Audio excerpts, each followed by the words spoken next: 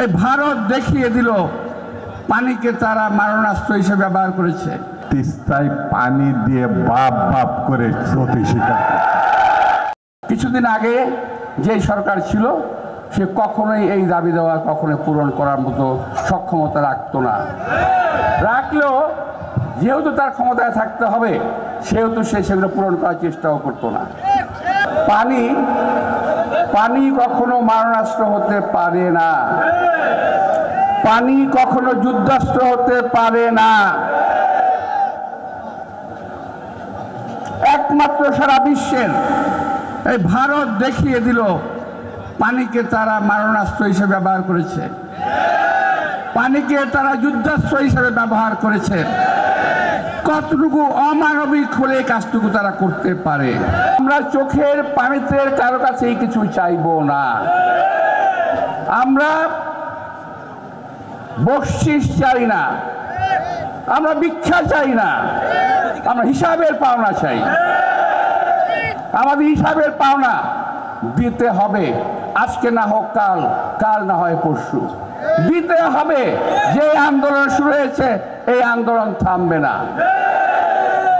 শুধুমাত্র আমরা একটা সরকারের অপেক্ষায় আছি, যেই সরকার আমাদেরকে দেশের মানুষের কথাকে বুঝতে পারবে, মানুষের ভাষাকে বুঝতে পারবে, যেই সরকার মানুষের দাবি দেওয়াকে পূরণ করার মতো সক্ষমতা রাখবে।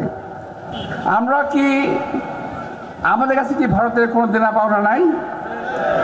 অনেক অনেক কিন্তু আছে, ভুলে যাবেন না, অনেক কিছু আছে।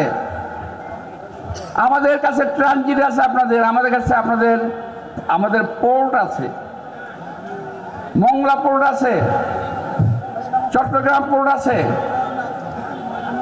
প্রয়োজনে আমরা হিসাব কিতাব করবো, এখন থেকে মনে রাখবেন।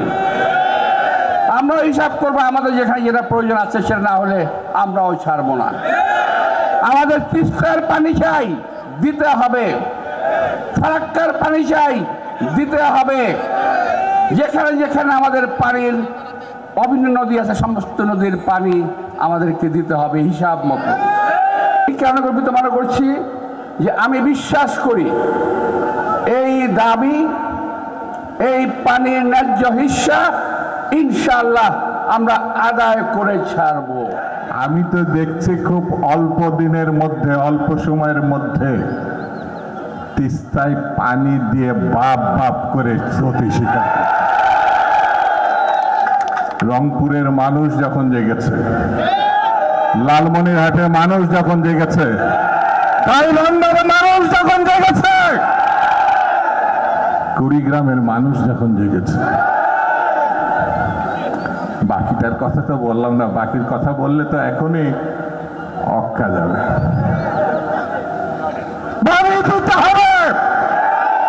এই জায়গায় কোনো আপোষ নাই, আছে আছে।